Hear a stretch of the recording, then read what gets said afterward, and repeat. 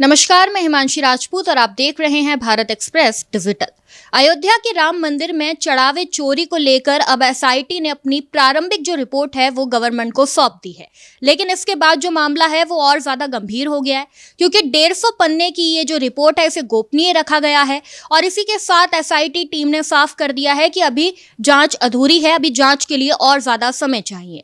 ऐसे में अभी तक रिपोर्ट में किन मुद्दों पर चर्चा हुई है, क्या कुछ निकलकर सामने आया है और आगे क्या कुछ होगा, बस इसी मुद्दे पर हमारे साथ बातचीत करने के लिए हमारे सहयोगी हरिशंकर जी हमारे साथ है, अजीत प्रताप सिंह है। तो चलिए इनसे बात करते हैं। तो सर, एसआईटी ने अपनी रिपोर्ट सौंप तो दी है गवर्नमेंट को, लेकिन साथ में ये भी कहा है कि जो जांच है वो अधूरी है। तो अभी तक किन बिंदुओं पर बातचीत हुई है, क्या कुछ निकलकर सामने आया अभी तक की जो रिपोर्ट है?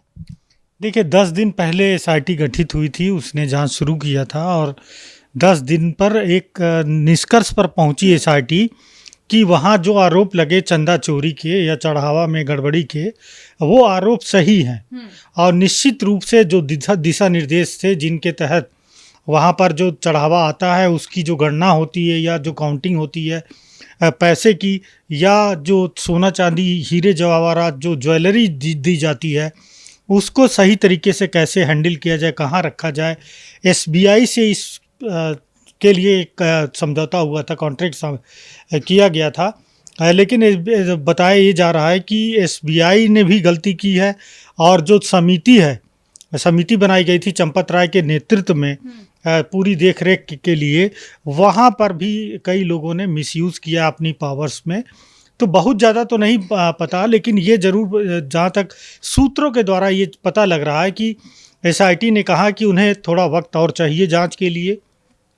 निश्चित तौर पर वहाँ पे भ्रष्टाचार हुआ है, इसके सबूत वहाँ मौजूद मिले हैं और 150 लोगों से ज़्यादा पूछताछ की गई है। एसआईटी चाहती है कि मुकदमा दर्ज करने का उन्हें आदेश दिया जाए या सरकार की तरफ से। सरकार रिपोर्ट ले ली है और उसका अध्ययन करेंगे वो, और जल्दी ही कुछ दिशा निर्देश दिया जाएगा एसआईटी को कि इस मामले में केस दर्ज करके अपना कार्रवाई करे। लेकिन जो बड़ी चीज़ें समझ में आई कि वहाँ पर चढ़ावा चोरी हुआ, चंदा चोरी हुआ है, वहाँ के कई लोगों जो पहले काउंटिंग करते थे उनको हटा दिया गया है, नए लोगों को लगाया गया है और ढेर सारी चीज़ें वहाँ पर गड़बड़ी पाई गई हैं। अब देखिए किस तरह से सरकार आदेश देती है, निर्देश देती है एसआईटी आगे चल के, क्योंकि एसआईटी ने बोला है कि हमें कुछ लोग और चाहिए जांच करने के लिए, क्योंकि ये बड़ा घोटाला है। अब राम मंदिर का घोटाला हमने देखा, इसी तरह से बातें हो रही है कि मथुरा में भी, वहाँ पर भी जो है कई जो वहाँ पे जो संचालक होते हैं, हम जो पंडे बोलते हैं, वहाँ पर कई तरह से लोगों ने आरोप लगाया कि वो गलत तरीके से हैंडल करते हैं। तो अब सरकार के ऊपर है। बनारस के लिए भी कहा गया है कि वो भी बड़ी जगह है और वहाँ पर इस तरह से लोगों के हाथ में देना सही नहीं। तो शायद एसआईटी ने इस मुद्दे पर एक बात कही कि शायद कोई सीईओ जैसा आदमी इन सभी मंदिरों को टेक ओवर करके एक बैठाया जाए, जिससे ये चंदा चोरी है, जो चढ़ावा चोरी है, या जो आभूषण गायब हुए हैं जो करोड़ों के, ये सब पकड़ा जा सके, ये सब ना हो सके, इसका कोई मौका ना दिया जाए।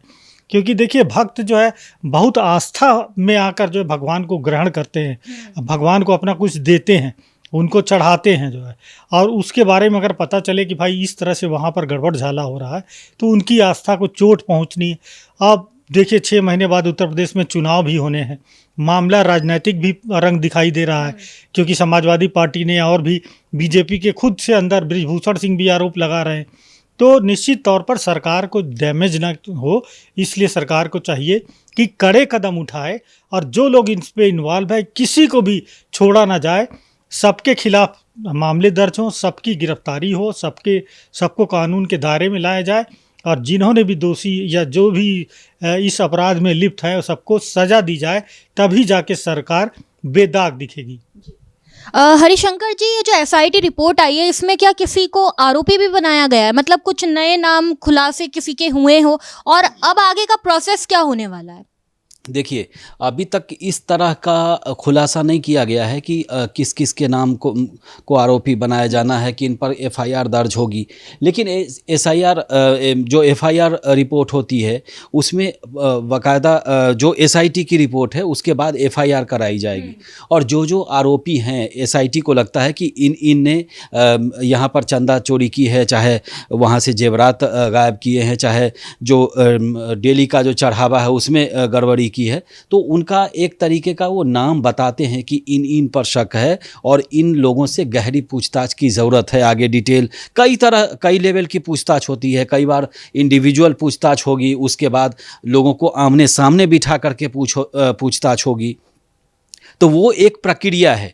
लेकिन इस समय जो है एसआईटी ने शंका जाहिर किया है, इस समय उनको और वक्त चाहिए, क्योंकि इतना आसान नहीं है चीज़ों को सामने लाना। और जब तक लोगों से पूछताछ नहीं होगी, सबूत जुटाने होंगे, क्योंकि कोर्ट में आरोपियों के खिलाफ आपको साक्ष्य दिखाना पड़ेगा। तो तमाम प्रक्रिया है जिस पर काम चल रहा है और एसआईटी अपने हिसाब से चीज़ों को करेगी। लेकिन मुझे लगता है कि अभी इसमें और भी चीज़ें आपको धीरे धीरे सामने आएगा। जैसे आप देखिए कि बहुत लोगों ने मतलब एक संस्था का दावा मैं सुन रहा था कि वो कह रहे थे 200 किलो उन्होंने चांदी दान किए उनकी संस्था की ओर से। तो कहीं चरण पादुका दिए गए, कहीं सोने के जेवरात दिए गए भगवान जी के नाम। तो और भी मंदिरों में दान आते हैं, ऐसा नहीं है। देश के बड़े बड़े मंदिरों में बहुत चढ़ावा चढ़ता है, यहाँ से लेकर साउथ के मंदिरों तक। लेकिन वहाँ पर जो भी चढ़ावा होता है उसका एक रजिस्टर होता है। और सेम चीज़ जो है, सेम अगर आपने भगवान जी को अगर आपने चरण पादुका दान किया है तो वो रजिस्टर में भी लिखा होगा जो मैनुअली होता है, और दूसरा ऑनलाइन भी लिखा रहेगा कि आपने ये चढ़ावा चढ़ाया था, इतने ग्राम का था। कीमत नहीं आमतौर पर लिखा जाता है, लेकिन जब बेचने की प्रक्रिया होती है, क्योंकि वो भक्तों द्वारा चढ़ाया गया है, तो आगे उसको बेचा भी जाता है। तो अगर उस तरीके का ये है तो शुरू में होता है, लेकिन ये सब चीज़ें नहीं दर्ज हुई। अब बहुत सारे जो चढ़ावे आए, क्योंकि भक्त जो होते हैं वो अयोध्या में अचानक से जब मंदिर निर्माण हुआ और सारी चीज़ें हुई, तो उसके बाद भक्तों का तांता लगा रहा। आपने भी देखा, हमने भी देखा कि 3-3, 4-4 करोड़, 6-6 करोड़, मतलब लंबी लंबी कतारें, लोग दर्शन के लिए आते रहे और दर्शन के लिए ये होते रहे। तो कुल मिला करके है कि सब सारी चीज़ें हुई, लेकिन वहाँ पर अगर ध्यान नहीं रखा गया, चंदा का गबन हुआ, वहाँ पर चंदा की चोरी हुई, तो इतने दिनों तक जो इसके ज़िम्मेदार लोग थे उन्होंने इस पर कार्रवाई क्यों नहीं की? और ज़िम्मेदारी किसकी थी?